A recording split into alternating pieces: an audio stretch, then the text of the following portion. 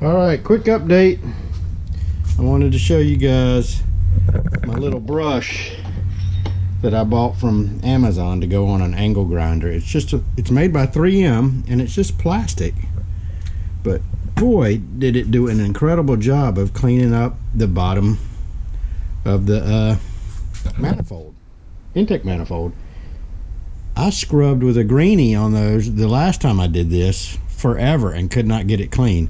And that little brush, you know, so that just proves having the right tool makes the job better, and it just cleaned up that surface. Look how, I mean, that thing, I could not get it clean by hand, and I scrubbed and scrubbed forever.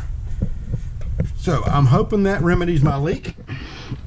I resealed this bypass pipe right there. I resealed that up real good and put some RTV sealant on it.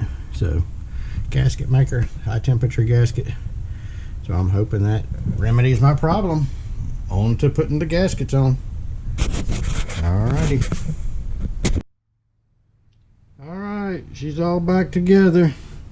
Now all I have to do is add the coolant and burp it, and she'll be good to go. But I'm gonna let that gasket, that little former gasket thing that I put around that bypass line, let it cure a little bit before I do anything else. But so that's it for now.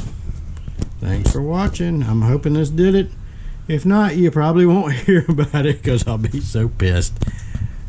Thanks for watching. Bye.